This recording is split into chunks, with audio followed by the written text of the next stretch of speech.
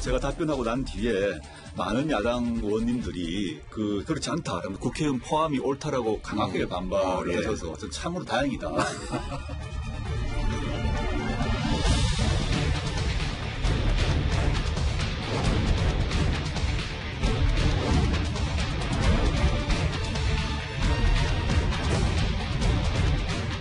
국회 공수처 법안 처리를 요구하고 국회의원들도 있는 편이라는 거 비서가 할 일입니까?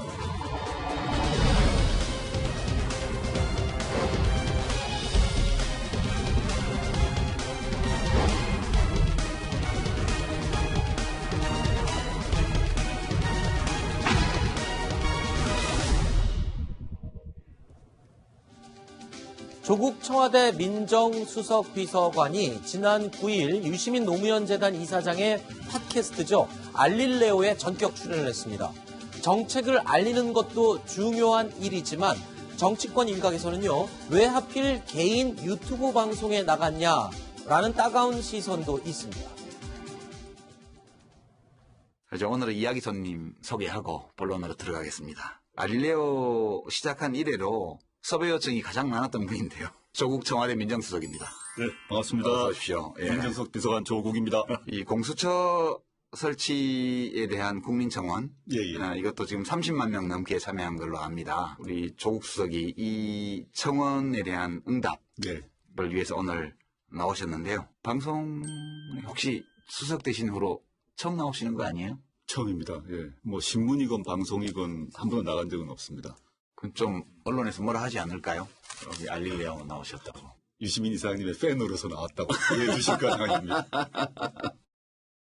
이재명 차장, 저 방송에서도 예측을 하고 있습니다. 알릴레오에 나왔다는 것 때문에 논란이 되지 않겠냐. 사실 논란이 되고 있죠. 그렇습니다. 그러니까 뭐 신문방송에 인터뷰를 안 한 것뿐만이 아니라 뭐 본인 스스로가 페이스북 여러 차 놀라야 되니까 이제 페이스북도 끊겠다 이렇게 해서 뭔가 이제 참모로서 본연의 임무에도 충실하겠다 이렇게 얘기를 했는데 바로 이제 1인 방송에 등장을 해서 자, 등장한 것도 놀라야 되지만 사실 그 내용이 큰 문제인 것 같습니다. 그러니까 최근에 이제 공수처 관련해서 청와대에서 강하게 드라이브를 걸고 있는 상황인데 야당이 좀 반대를 하고 있죠. 검찰 위에 결국 옥상옥을 만드는 거 아니냐 이런 논리를 반대를 하고 있는데 지금 조금 전에 들으셨겠지만 야당이 반대하자 이제 조국 수석이 지난번에 이제 청와대 방송에 나와서 그렇다면 국회의원들 선출직을 빼주겠다. 마치 그러니까 본인들이 수사대에 돼서 싫어하는 것처럼 그렇게 이제 프레임을 만들었죠. 그런데 이번에 다시 나와서 만약에 야당이 그걸 반대하면 또 잘된 일이다라고 약간 뭔가 좀 야당을 조롱하는 듯한 그런 느낌의 좀 발언을 하기도 했고요. 그리고 또 하나는 이런 얘기도 했습니다. 그러니까 공수처에 반대하는 거는 촛불혁명 이전에 국회가 구성됐기 때문이다. 그러니까 마치 당연히 촛불혁명을 이후에 구성된 국회라면 당연히 해야 할 일을 안 하고 있다. 뭐 이런 식의 발언들을 했는데 사실 거기서 의문이 드는 거죠. 청와대라고 그러면 이 법이 반드시 통과돼야 한다면 당연히 야당을 설득해서 통과할 수 있는 명분을 만들어줘야 되는데 좀 거꾸로 간 듯한 느낌. 그래서 일을 하고자 하는 건지 아니면 오히려 정쟁을 더 극화시키려고 하는 건지 이런 의문을 좀 남기는 그런. 자, 조국 민정수석 논란을 예상하면서도요. 출연한 배경에 대해서 이런 말을 했습니다. 바로 호소를 하고 싶어서 나왔다라는 말입니다.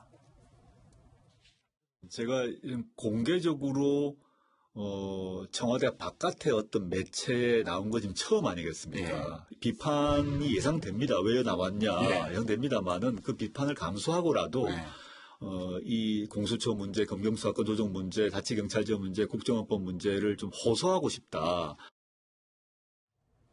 그만큼 지금 공수처 문제를 비롯한 여러 가지 문제들이 절박하다. 이 말을 지금 하는 거죠.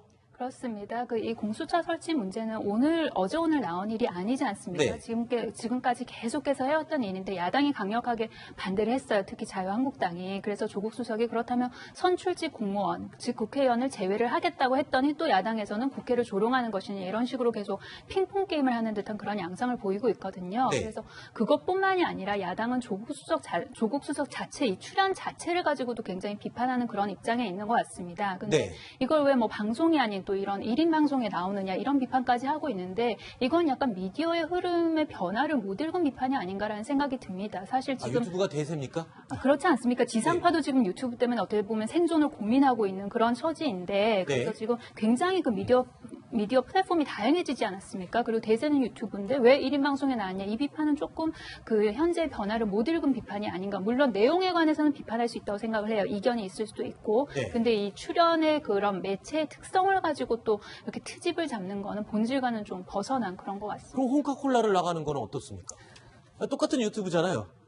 알겠습니다. 자, 김태현 변호사님. 지금 조국 민정수석, 공수처, 검경수사권 조정, 거기다가 자치경찰제, 국정원법, 지금 어느 것도 지금 진행되거나 해결된 게 아무것도 없습니다. 그만큼 절실하다. 네. 그렇기 때문에 알레오 유튜브에라도 나와서 좀 호소를 하고 싶다. 이 뜻인 거잖아요. 절실한데 방송 출을 왜 해요? 그렇지 않아요? 그 시간에 여의도가 있어야 되는 거 아닙니까? 제 얘기는. 네. 정말 절실하다. 국회에 이해합니다. 협조를 그렇죠. 근데 이건 입법사항이에요. 입법사항이기 때문에 대의제 민주주의를 우리 헌법이 천명하고 있는 이상 야당과 협의 또는 뭐 소위 말해서 주고받기 뭐 딜이 있을 수도 있습니다. 그걸 또 국회에서 풀어가야 되는 건데 조국 민정수석이 야당 찾아갔다는 얘기 들어본 적 없습니다. 그죠? 항상 뭔가 멋있는, 그러니까 뭔가 이제 발표할 때만 언론에서 헌법 개정안 발표하고 무슨 뭐 검경 수사권 조정만 발표하고 뭐 발표하고 이러고 지금 오늘 방송 출연한 거 아니에요? 유튜브든 공중파든 뭐 지상파든 종편이든 신문이든 인터뷰하고 방송할 시간에 국회를 찾아가서 국회와 협의하는 게 맞다. 이건데 오늘 얘기 들어보면 뭐 이런 얘기들 합니다. 뭐 국회가 촛불혁명 이전에 뭐 구성됐기 때문에 이렇다. 뭐 공수처 설치는 촛불혁명의 촛불혁명의 무슨 명령이다, 요구사항 이런 얘기도 있고 지난번에 SNS 글 쓴 거 보면 국민들한테 직접적으로 호소하는 듯한 글들이 있어요. 어떻게 보면 조국 수석뿐만 아니라 현 정부의 정책 기조를 좀 읽을 수도 있는 건데 현 정부가 사실 제가 지난번에 한번 얼핏 말씀을 드렸는데 인수위가 없기 때문에 국정기획위원회가 있어요. 네. 거기서 이제 국정기획 이제 저 결과 보면 직접 민주주의 강화라는 부분이 나와요. 현행 대의제 민주주의는 엘리트 민주주의의 단점이 있기 때문에 직접 민주주의 강화 이게 나오거든요. 그 흐름에서 국민청원 게시판에 나온 거예요. 그 흐름을 조국 수석이 반영하는 것 아닌가. 네. 국회와 협상의 안풀이가 국회를 우회해서 국민들을 통해서 국민들을 직접 공략해서 국민들로 하여금 국회를 압박해서 뭐 입법사항을 통과하고 싶은 것 같은데 여론 조성을 얘기하시는 거죠? 그거 굉장히 위험한 얘기입니다. 알겠습니다. 그리고 그게 성공할 예가 별로 없습니다. 그렇기 때문에 이 조국 수석의 시도도 저는 결국 실패할 거라고 봅니다. 자, 이날 1시간 넘게 일단 공수처 설치를 강조를 했습니다. 공들여온 정책이니만큼 그럴 수는 있습니다. 다만 이 자리에서 일부 야당 의원들을 향해 던진 발언이 논란이 또 되고 있습니다. 이 발언입니다. 공수처가 만들어지면 여야 모두 막론하고 수사를 할 것이고 특히 공수처의 수사 대상이 청와대인데 이걸 야당 탄압령이라고 그래서 제가 뭐 말씀드린 거고요. 제가 답변하고 난 뒤에 많은 야당 의원님들이 그렇지 않다라면 국회의원 포함이 옳다라고 강하게 반발을 하셔서 전 참으로 다행이다. 정말 기쁜 일이라고 생각하고 있고 저를 비판하셨기 때문에 앞으로 반드시 그렇게 해주시면 좋을 거라 생각합니다. 자, 공수처의 수사 대상 국회의원들도 포함된다라고 해줘서 기쁜 일이다. 저 부분이 야당 의원들을 좀 비아냥거리는 투로 들려서 그렇죠. 더 공격을 받고 있죠. 사실 저 이야기 들어보면 이 국회에 통과하겠다는 저는 의지가 전혀 없는 거예요. 자, 저렇게 이야기하는데 야당 의원들이 저를 통과시켜 주겠습니까? 그러니까 조국 수석의 저는 말의 모순이 이걸 뭐 호소하기 위해서 나왔다 그러는데 저 말의 내용을 보면 국회의원들을 정말 야당 의원들을 굉장히 비꼬는 이야기잖아요. 네. 그걸 듣고 야당 의원들이 저 통과시켜 주겠습니까? 또 하나의 문제점. 저는 공수처와 관련해서 공수처를 이게 국민의 명령이라고 이야기하는데 사실 세계 여러 나라에 이런 조직이 없습니다. 네. 우리나라는 얼막강한 검찰이 있고 경찰이 있습니다. 거기에 또 공수처를 만들려고 하는 것이거든요. 그럼 옛날에 대검 중수부가 있었던 거하고 똑같은 문제입니다. 이게 왜냐하면 정치적 중립을 이야기를 하는 거예요. 정치적 중립의 가장 중요한 건 인사권 문제입니다. 네. 근데 공수처를 대통령이 임명합니다. 공수처장을. 그럼 검찰총장을 또 대통령이 임명해요. 경찰청장을 또 대통령이 임명합니다. 자, 우리나라 이 세 개의 지금 수사기관이 있습니다. 네. 정말 이렇게 많은 수사기관이 있는 나라가 있습니까? 네. 그런 문제 근본적으로 지적하고 싶은 것이고 네. 그렇기 때문에 공수처 문제를 국민들이 다 지지한다? 저는 그런 문제는 정말 본질적인 내용을 한번 나눠놓고 저는 해야 된다는 생각이 듭니다. 조금 전에 이 조국 수석이 야당 의원들께서 국회의원도 꼭 넣어달라고 해서 기쁜 일이다. 이 말이 사실 야당 의원들이라고 말했지만 사실상은 나경원 원내대표를 지칭한 게 아니냐 이렇게 해석이 가능할 것 같은데 방금 설명하신 대로 나경원 원내대표 이렇게 주장하고 있습니다. 또 하나의 칼을 정부가 대통령이 차겠다는 거 아니냐 이런 주장을 하고 있는데 이걸 갖고 최근에 설정을 계속 벌여왔잖아요, 둘이. 그렇습니다. 그리고 이현종 의원 말씀하셨듯이 이게 옥상옥이 아니냐 그런 비판이 있는 거는 사실입니다. 그러면 네. 이 공수처가 다른 나라에 없다. 우리나라에만 있는 특이한 제도가 될 것이다라고 이야기를 했는데 그 본질은 어떻게 운용을 하느냐에 따라 달려 있다고 생각합니다. 사실 우리가 그 견제받지 않은 권력이 얼마나 부패하고 무서울 수 있다는 것을 우리 온 국민이 경험하지 않았습니까? 그럼 네. 예를 들어서 그 선출직은 입법부는 우리가 선거를 통해서 견제가 됩니다. 그리고 행정부 수반 대통령 우리 국민의 손으로 뽑죠. 어느 정도 견제가 됩니다. 근데 예를 들어서 사법부나 이런 데는 견제할 수 있는 뭔가 마땅한 도구가 없단 말이에요. 그러면 이 공수처를 설치해서 어떻게 운용을 하느냐에 따라서 굉장히 권력이 깨끗해질 수 있다고 생각을 합니다. 그래서 이게 운용에 달려 있고 그리고 어차피 대통령이 공수처장을 임명을 한다고 그렇게 말씀하셨는데 그 국회에서 어떤 중립적인 그런 위원회를 설치를 한 다음에 공수처장을 그 추천을 하고 그래서 네. 대통령이 임명을 한다면 그것도 어느 정도 조금 그 밸런스를 맞출 수 있지 않겠냐. 그래서 모든 것은 운용에 달려 있다고 생각을 합니다. 네.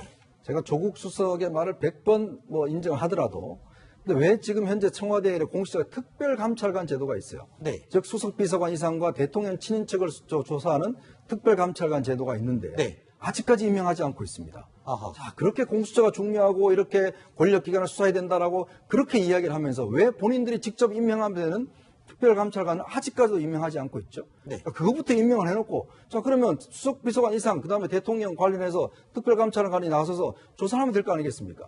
그거부터 해야 되는데 그건 안 하고 공수처만 하겠다? 이거는 상당히 모순적인 이야기죠. 자, 조국 수석의 이 같은 발언 때문에 한국당은 물론이고요. 검찰개혁에는 상대적으로 좀 협조적인 모습을 보여왔던 바른미래당에서조차 곧장 비판이 쏟아졌습니다. 국회 공수처 처리, 법안 처리를 요구하고 국회의원들도 이런 듯한 이런 발언을 한다. 그 비서가 할 일입니까? 측근 실세들이 자기 분수를 모르고 오만하고 방자한 이런 행위를 보이고 있는 겁니다. 국회 탓하기 전에 본인이 더 이상 개혁의 대변자가 아니라 개혁의 대상이 되었고 촛불혁명의 대상이 되었다는 사실부터 반성하시기 바랍니다.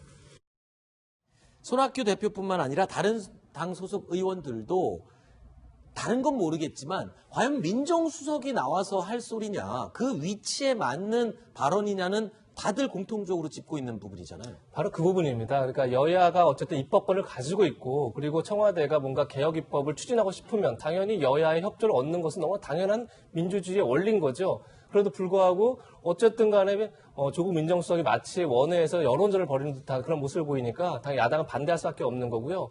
그리고 아까 전에 이제 김태현 변호사도 얘기했지만 당연히 입법을 하고 싶으면 국회를 찾아가야죠. 기본적으로 국회를 찾아가서 법안에 대한 설명이 필요한 거고 지금 김상조 공정거래위원장은 공정거래위원회 전석고발권 폐지하는 법안을 통과시키려고 거의 국회 살고 있다고 하더라고요. 그런 식으로 본인이 뭔가 국회를 설득한 노력을 같이 했다면 조금 더 비판이 좀 덜하지 않았을까 이런 생각이 들고 네.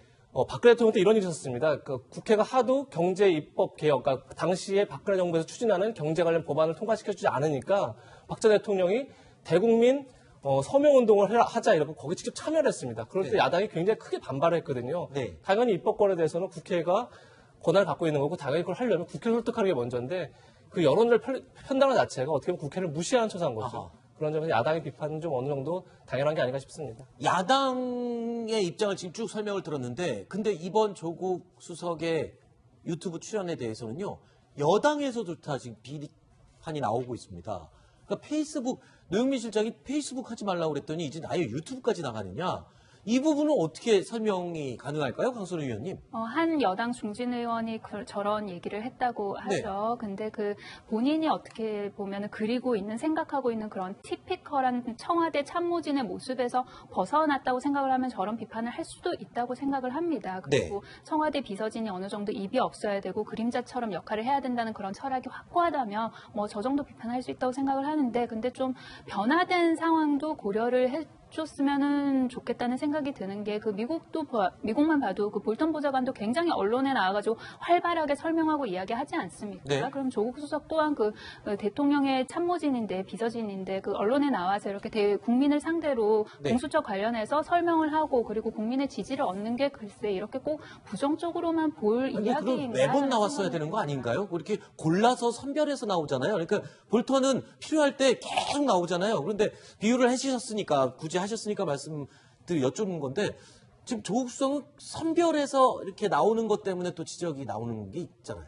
그렇죠. 그 이제 선별해서 나온다는 측면이 하나 있는 것 같고 사실 그 전에 근본적으로 볼턴이 주로 나와서 얘기하는 건 외교안보 정부의 정책을 발표하는 거죠. 국민들에게. 그건 어떻게 보면 국회 입법하고는 굉장히 차원이 다른 문제인 거겠죠. 그러니까 외교안보라는 오히려 늘 야당의 지금 불만이 외교안보 특히 이제 대북 문제 관련해서 전혀 청와대와 교감이 없다 이런 문제이기 때문에 그런 건 자주 나와서 정부가 지금 대북 정책이라든지 외교 문제를 어떻게 하고 있다는 걸 자꾸 청와대 설명해 주는 건 굉장히 의미가 있죠. 이건 아까 말씀하신 것처럼 입법 문제이기 때문에 전혀 다른 문제인데다가 또 이제 조국 수석이 얘기한 것처럼 어떤 하나의 사안만 가지고 어떤 야당을 직접적으로 겨냥한 듯한 이런 발언을 했기 때문에 문제가 커진 게 아닌가 이렇게 보입니다.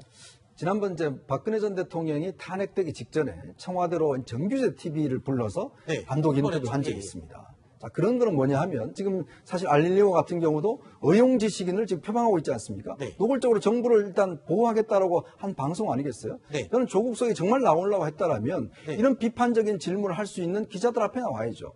예를 들어 조국 수석이 자기 하고 싶은 이야기, 뭐 유시민 지금 저 작가가 저것에 대해 비판적 질문 한마디로 합니까? 아니거든요. 그러면 저 문제에 대해서 최소한 국민들 시각과 비판적 질문을 받을 자세가 돼 있어야죠. 네. 그래야 저는 청와대 수석이지 않습니까? 네. 근데 자기 하고 싶은 이야기만 저렇게 하는 것 자체가 과연 저게 올바른 인터뷰인지 저는 묻고 싶습니다. 네.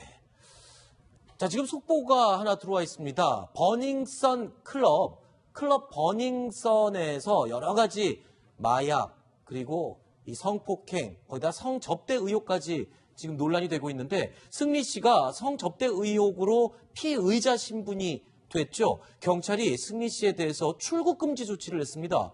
자, 출국 금지 조치 짧게 저기 김태현 변호사님 저 피의자에 대해서 출국 금지 조치를 했다. 얼마 안 있으면 지금 군대 갈 사람이잖아요. 저건 무슨 의미인가요? 곧 소환 조사가 임박했다는 거예요. 아하. 군대 한 25일 나가는 걸로 네. 하셨어요. 그러면 오늘이 한 11일, 오늘 며칠이죠? 한 10일 정도 됐죠. 11일이죠. 11일이죠. 그럼 한 2주 정도 시간 있지 않습니까? 네. 그 사이에 경찰이 승리 씨를 아마 피의자로 다시 한번 소환할 거예요. 아하. 그 피의자 소환하기 전에 아마 하는 조치들이기 때문에 알겠습니다. 군대 가기 전 제2차 조사가 임박했다. 네. 이렇게 보셔도 될 것 같습니다. 이 관련 내용 잠시 후에 저희가 또 추가로 들어오면 다시 짚어드리도록 하겠습니다. 원래 나누던 이야기로 돌아가 보겠습니다. 자, 여기에 현 정부 출범과 동시에 눈물을 머금고 서울을 떠났던 한 남자가 있습니다. 문재인 대통령이 고마운 사람이다라고 불렀던 복심 중에 복심. 바로 양정철 전 청와대 홍보비서관입니다. 2년 전 내가 할 수 있는 역할은 여기까지입니다. 라는 메시지를 남기고 유랑길에 올랐던 그 인물이 다시 돌아옵니다. 그리고 또 다른 한 남자가 있습니다. 양비라고 불리는 원조 친문 양정철 비서관이 떠난 빈자리를 완벽하게 메웠던 왕 실장이죠. 바로 임종석 전 청와대 비서실장입니다. 광흥창 팀 한 줄기에서 각각 원조와 신친문으로 이 당내 대결 아닌 대결이 예상되고 있는 이 두 남자의 얘기를 짚어보겠습니다. 자, 이재명 차장. 예. 양정철 전 비서관이 컴백했습니다. 예. 굉장히 의미가 있다면서요. 이게 왜 의미가 있는지 시청자 여러분께 좀 명료하게 설명을 해주시죠. 지금 말씀하신 것처럼 사실은 친문의 가장 핵심이라고 할 수 있겠죠. 문 대통령의 복심이라고 볼 수도 있고 어떻게 보면 문재인 정부를 창출하는데 1등 공신이죠. 그런 상황에서 대선을 마치자마자 외국을 떠나서 한 2년 가까이 지금 이제 외국에 체류하다가 게이오 대학에서 지금 방문 교수를 하고 있는데 임기가 4월에 끝난다고 합니다. 그래서 5월 달에 민주연구원장으로 복귀를 합니다. 이게 또 굉장히 큰 의미가 있는 자리인데요. 결국 내년에 총선을 앞두고 민주연구원장이 복귀를 해서 결국 총선 전략을 짜고 그리고 이제 처음에 대선 때도 이제 광흥창 팀을 이끌면서 많은 이제 사람들 새로 이제 임종석 실장 같은 경우 대표적으로 이제 삼고초려해서 양정철 비서관이 데리고 왔다 이렇게 알려져 있을 정도로 사람들을 수혈하고 그리고 총선 전략을 짜고 그렇게 해서 결국 총선 큰 그림을 그리는 자리에 네. 양비가 돌아왔다. 굉장히 큰 의미가 있다고 보입니다. 양정철 전 홍보기획비서관의 귀환이 주목을 받는 건 개국공신임에도 불구하고 미련 없이 떠나서 이 아름다운 가신의 퇴장을 보여줬기 때문입니다. 비서는 제 아내 말고는 비선이 없습니다. 아직은 캠프를 구성하지 않았습니다. 아마 캠프를 구성한 그 모습을 보면 그동안 이른바 친문이라고 그랬던 분들은 거의 눈에 보이지 않는 그런 것을 아마 보시게 될 겁니다. 이제 처신이 대통령께 뭐랄까 연관되는 뭐 상징성이랄까요?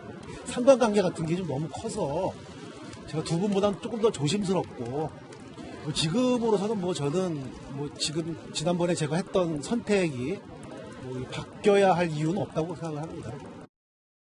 양 전 비서관이 맡게 될 자리가 민주연구원장 자리다라고 했는데 굉장히 중요한 위치이고 총선에서 공천권까지도 좌지우지할 수 있는 그런 힘 있는 위치군요.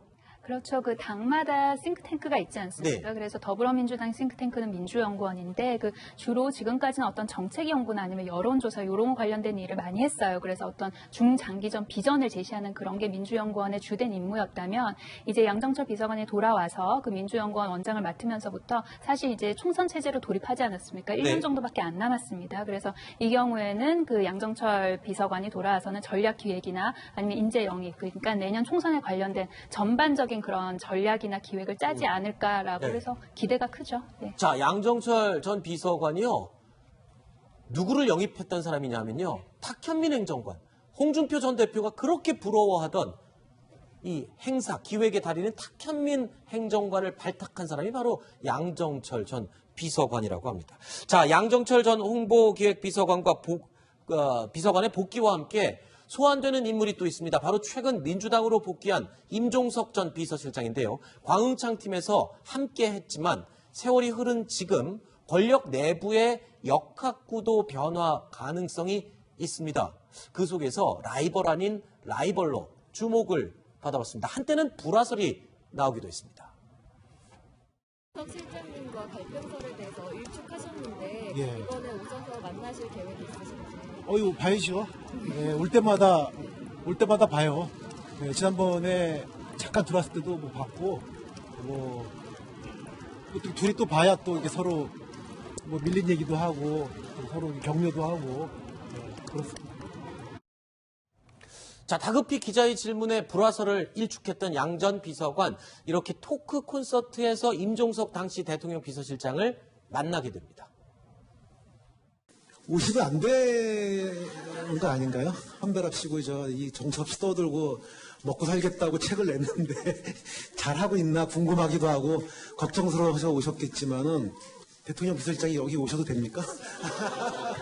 보고 싶어서 늘 이제 몇 번 8개월이 좀 넘었는데 잠깐 들어올 때마다 코가 삐뚤어지게 술 한 잔씩 하고 그랬는데요. 많이 외로울 텐데 우리 양정철 형이 씩씩하게 잘 견뎌주셔서 감사하고 타지에 있다 보면 아픔은 서러우니까 꼭 부탁드리고 싶은 거는 낙관주의와 건강 그 두 가지를 부탁드리고요. 몸 잘 만들어 두세요. 이현종 의원님. 네. 양정철 전 비서관, 임종석 실장도 정치권으로 끌어들인 사람이 바로 양 전 비서관이군요. 그렇습니다. 뭐 양정철 비서관 같은 경우는 이제 아마 문재인 정부 때 어떤 중요한 인적 구성을 사실상 이제 본인이 담당했고, 아하. 20대 총선에 어떤 새로운 인물을 영입하는 데 있어서 사실은 양 비서관이 결정적 역할을 했죠. 네. 지금 조홍천 의회나 이런 분들을 다 이제 사실은 그렇군요. 가서 삼고초를 해서 이제 영입을 했지 않습니까? 그런 면에 비춰본다면 큰 선거를 치러봤기 때문에 네. 조금 그림을 크게 그릴 수 있다. 아하. 이런 측면에 봤을 때는 이제 양정철 비서관의 복귀가 상당히 주목받는 것인데, 문제는 이제 다시 들어온다 하면 지금 이제 민주당이 임종석 필장 돌아오고 다 몰려온 상황이잖아요. 네. 근데 지금 이제 권력이라는 게 보면 대통령을 만드는 권력이 아니라 이제 총선을 치르는 그런 그렇죠. 상황이죠. 예. 그리고 이제는 문재인 정권보다는 차기 정권을 만드는 그런 걸로 힘이 이동되어 갑니다. 네. 그렇게 되기 때문에 예전 같은 그런 단결력이나 이런 것보다는 이제는 자기 정치를 조금씩 시작하게 되죠. 서로의 이익을 그렇죠. 챙겨야 되겠죠. 이제는 예를 들어서 나도 내 세력을 만들어야 되겠다 그렇죠. 이런 것들에 이제 생길 수 있는 상황이거든요. 그렇기 때문에 예전 같은 그런 하나의 어떤 응집력보다는 지금은 양정철 비서관과 임종석 실장, 지금 뭐 다른 사람들 등등이서 다 이제는 각자 도생할 수밖에 없는 상황. 그러다 보니까 굉장히 미묘한 권력의 어떤 역학관계가 생기는 겁니다. 알겠습니다. 앞으로 더 흥미진진해지겠군요.